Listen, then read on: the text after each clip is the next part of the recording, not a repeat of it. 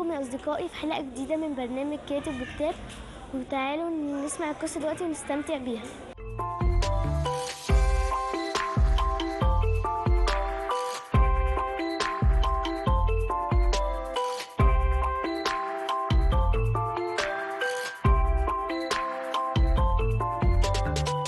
أهلا بكم، معنا الأستاذ أحمد القرني وصديقنا عبد الله وأنا رقية. أهلا بك، هتحكي لنا قصة إيه النهارده؟ احنا النهارده هنحكي حكاية يا عبد الله اقرا عشان مش عايزين نغشش أصحابنا المشاهدين. ها المدينة إيه؟ العجيبة. رقية. المدينة العجيبة، هي المدينة العجيبة. هنعرف مع بعض رحلتنا داخل المدينة العجيبة، هي من اسمها كده مدينة عجيبة، صح؟ ايه قصة المدينة العجيبة دي يا ولاد؟ بيقول لك في تاجر صغنون كده أول مرة بقى يطلع يتاجر ويتعلم، فبيستأذن من جده. قال له بقى اسمه ايه التاجر ده؟ اسمه نور الدين. كان زمان الناس بتتاجر ازاي؟ انه كان ياخد بعض السلع ويحطها على الحصان بتاعه او الجمل بتاعه ويرحل في المدن عشان يبيع البضاعه دي ويرجع يا بسلعه تانية يا بيرجع بفلوس، صح؟ طيب نور الدين ده شاب زيك كده يا عبد الله بس كبير شويه، قرر بقى ان هو يخوض ويبقى تاجر شاطر. فهيخرج بقى خلاص للتجاره وحمل البضاعه بتاعته على الحصان. فجده قال له خلال خبرتي يا ابني والتجاره وشفت كتير، انا هقول لك جمله واحده بس. ايه الجمله دي اللي قالها جده لنور الدين حفيده؟ قال له لا تفعل الخطأ حتى لو كان عليه جميع الناس، ولا تترك الصواب حتى ولو فعلته بمفردك. فنور الدين لقى الجمله صعبه قوي. قال له ايه جده الجمله دي؟ انت فاهمها يا عبد الله؟ دي صعبه، صح؟ جمله صعبه قوي فلسفيه كده، جمله صعبه ولا تنفع؟ يعني هو قصد جده ان هو لو حد قال لك اعمل حاجه حتى لو كانت غلط، الناس كلها قالت ان انت تعملها، وحتى لو غلط ما تعملهاش، ولو حاجه صح والناس مش عايزاك تعملها اعملها بس عشان هي صح. برافو عليك يا رؤية، هو ده. فنور الدين فكر وقال طب والله خلاص هشوف، يعني مش هتشرح لي؟ قال له لا جد. قال له لا مش هشرح لك، انا هسيبك تفهم انت العباره دي في رحلتك اول مره تخرج للتجاره بقى، فانا عايزك تتعلم. فخرج نور الدين جاب الحصان بتاعه وحط البضاعه بتاعته على الحصان وركب ومشي. فضل ماشي في الصحراء في الصحراء في الصحراء لحد ما بدأ يلاقي رؤوس النخيل والاشجار بدأت تظهر. واول ما تظهر رؤوس النخيل من بعيد كده وتظهر اشجار، يبقى معنى كده ان في ايه؟ في ايه؟ في زرع، في مدينه، صح؟ في بلد، في ناس عايشه، دام في خضره يبقى في ميه، صح؟ يبقى في بلد. قال الحمد لله انا مشيت كتير او في بلد اهي قربت، هروح بقى في البلد دي ادخل ابيع البضاعه اللي معايا واخد الفلوس وارجع لامي وانا كسبان وابقى شاطر وتمام ونصرف ونعيش، صح يا عبد الله؟ انت بتعرف تتاجر؟ لا. بتعرف تتاجر؟ لا. هتتعلم انت من نور الدين تتاجر، خلاص؟ يلا شد مع الحصان وطلع يجري في اتجاه الايه؟ الخضره دي لحد ما بدا يدخل المدينه العجيبه. هي عجيبه ليه؟ لان هو اول ما دخل استغرب. ايه الناس دي؟ الناس دي بص كده يا عبد الله، شوف الراجل ده ماشي ازاي؟ ينفع نمشي كده؟ ينفع كده يا رقية؟ شايف الراجل ده ماشي ازاي؟ وادي نور الدين اهو، بص يا اصدقائي شايفين؟ ينفع يمشي كده؟ ينفع حد يمشي كده؟ نور الدين طبعا نادى على الراجل، فبص له كده، قال له انت ماشي بالمقلوب ليه كده؟ راسك لتحت وايديك ورجليك لفوق ليه كده؟ قال له ده انت اللي ماشي بالمقلوب. قال له انا اللي ماشي بالمقلوب؟ ده انت اللي ماشي بالمقلوب. قال له لا. فبص كده نور الدين لقى القريه كلها ماشيه بالطريقه دي، المدينه كلها ماشيه كده. تصدق يا رؤيه في حد كده؟ في قريه كده؟ عمرك انت شفت ده؟ نور الدين زيكم كده استغرب ايه الناس دي.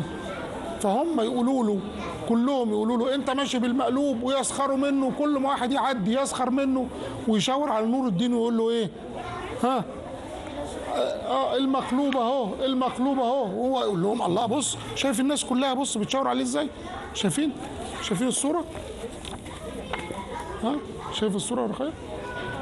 شايف كلهم ملمومين حوالين نور الدين بيسخروا منه، هم مقلوبين اهو وبيقولوا له انت اللي مقلوب. هم عشان ماشيين بالمقلوب فشايفينه هو ايه؟ بالعكس، وهو عشان ماشي بس غريب، هو شايف كلهم ماشيين كده فاستغرب. المهم قال خلاص مش مهم، اسيبهم في حالهم، انا المهم ابيع التجاره بتاعتي واكسب وارجع، صح؟ فنزل السوق وحط البضاعه، يحط البضاعه، كل واحد يعدي يا رقيه يقول له ايه؟ المقلوبه اهو، المقلوبه اهو، يبص له ويضحك وما يشتريش حاجه. ما يدلوش اي حاجه وما يدفعلوش فلوس. فاستغرب، الله طب وانا اعمل ايه؟ فعد عليه الحكيم كده بتاع المدينه وقال له بص، راجل خبيث بقى، قال له انت عشان تبيع وتشتري مع الناس دي لازم تعمل ايه؟ نفس اللي هم عاملينه. لازم تعمل ايه؟ تمشي بنفس الطريقه. تمشي شفت بقى رؤيه ذكيه ازاي؟ شفت يا عبد الله؟ قال له لازم تعمل ايه؟ زيهم. قال له يعني اعمل ايه يعني؟ قال له يعني امشي زيهم بالمقلوب، وهم ساعتها هيشتروا منك ويبيعوا. ففكر نور الدين، قال والله خلاص انا اربح وارجع بالفلوس واعمل زيهم وخلاص، اعمل الخطأ زيهم وخلاص ويبقى زيهم. نور الدين اهو عمال يحاول انه ايه؟ بص يا رقيه اهو، بص نور الدين حط ايديه تحت ورجليه فوق وعايز يمشي بس مش عارف، كل مره يجي يعمل كده يقع، كل مره يجي ايه؟ يقع، لحد ما زهق انا مش عارف. عدى للحكيم بتاع المدينه وبص له وقال له انت بتعمل ايه؟ قال له انا بعمل زيهم عشان عايز ايه؟ ابيع واشتري وارجع بالفلوس. قال له طب هو مين الصح؟ انت الصح ولا هم؟ قال له وانا الصح، انا شايف انا الصح. قال له طب لما انت الصح عايز تعمل الغلط ليه؟ قال له انا عايز اعمل غلط زيهم عشان ابيع واشتري واكسب. ينفع؟ لا ما ينفعش. ينفع يا عبد الله؟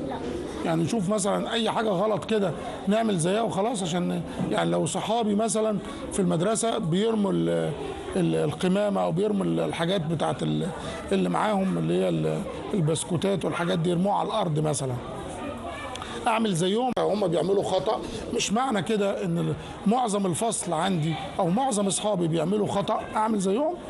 لا، انا لازم ابقى متميز، ما اعملش زيهم. فالحكيم قال له كده، قال له هو انت نسيت الحكمه اللي قالها لك جدك؟ قال لك ايه؟ قال له لا تفعل الخطأ ولو كان عليه كل الناس، لو كل الناس بتعمل خطأ اوعى تعمل خطأ. قال له طب وهعمل ايه؟ ارجع ازاي؟ ما انا كده مش هبيع واشتري. ينفع يبيع؟ ما هو كده هم بيسخروا مني وبيستهزئوا بيا. قال له بص، حاول انت تعلمهم، ادام انا اللي عارف الصح يبقى لازم اعلم اللي ايه؟ اللي حواليا. يعني لما الاقي واحده صاحبتي بتعمل حاجه غلط مثلا اعمل زيها؟ لا، ولا اقنعها ان اللي بتعمله ده ايه؟ انصح ان هي اللي بتعمله غلط. اللي بتعمله غلط، فاعمل كده، صح يا عبد الله؟ فهو بقى قرر، قال طيب انا عايز اعلمهم، طب اعلمهم ازاي؟ قال له فكر انت بقى، حاول انت تفهم الناس دي ان هم خطأ وان انت على صح، ولو عملت كده هتربح وتكسب، هتكسب حاجتين، هتكسب الفلوس وهتكسب ايه تاني؟ النص، ان انت علمت الناس وبقت ناصح، صح ولا؟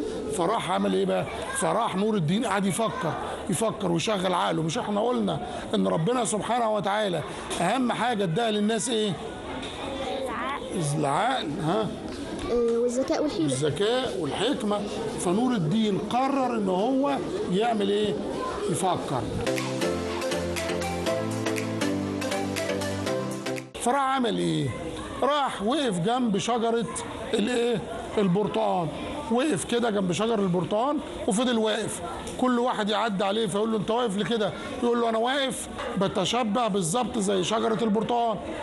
فقالوا له ومالها شجره البرتقال؟ قال الله، راسها لفوق اهي وجذعها ورجليها لتحت، فانا مثل شجره البرتقال. فهم بصوا له كده قالوا طيب يعني وايه يعني؟ قال لهم بقى هو ده الطبيعه اهي. مشي تاني يوم لقيه واقف جنب ايه؟ شجره الموز. فقالوا له انت واقف كده ليه؟ قال لهم واقف جنب شجره الموز، راسها فوق وجذعها واقدامها للارض. فبصوا كده قالوا الله، هو عنده حق ولا ايه؟ هو احنا اللي غلط؟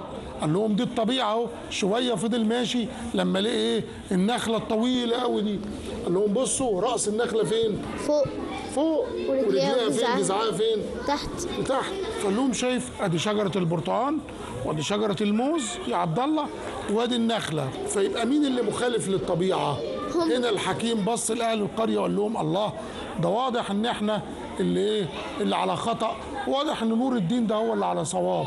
صح، وان هو كان شاطر قوي انه ما سمعش كلامنا وعمل زينا، وكان ممكن قوي يعمل زينا ويكسب فلوس ويمشي وخلاص، صح ويقلدنا وخلاص، لكن هو ما رضيش يعمل كده. الحكيم قال للناس لا، احنا لازم نخلي نور الدين ده يدربنا ان احنا نرجع نمشي تاني على رجلينا وراسنا تبقى لفوق. وبدأ نور الدين يساعدهم، كل يوم يساعد واحد والتاني والتالت، لحد ما بدأت معظم القرية بدأت ترجع تاني وتمشي زي على رجليها، زي زي نور الدين. طبعا بصوا بدأ يعلمهم، هو بيوريك ازاي وهو بيعلم الولاد هناك وبيعلم المدينة، بيقول لهم انا بفكر، بصوا ادي عالي وادي شجرة البرتقال، الصح ايه؟ فبدأ يفهموا. بعد شوية معظم الناس مشيت، اشتروا كلهم منه البضاعة بتاعته، وربح مين؟ نور الدين، كسب فلوس كتيرة جدا من المدينة العجيبة اللي كان أهلها بيمشوا على ايديهم وراسهم لتحت ورجليهم لفوق. وبدأ نور الدين ما يعملش الخطأ ولو كان كل المدينة كده، لانه هو لما اتعلم ان الصواب، لا، علم الناس كلها والهمهم ان يعملوا الصواب. ودي المفروض تبقى كل الهام لينا، ان احنا لو لينا كل الفصل عندي كل صحباتي بيعملوا خطا، اعمل ايه؟ اعمل الصح واعلمهم. اعمل الصح، يبقى انا كده على طول الوقت اعمل الصح، وما يهمنيش قوي ان الغلط ده لو بيعمله اصحاب كتير، لان انا لما اعمل الصح مره واثنين وثلاثه هخلي اللي مخطئ يعمل يتعلم ايه؟ صح، يتعلم الصح.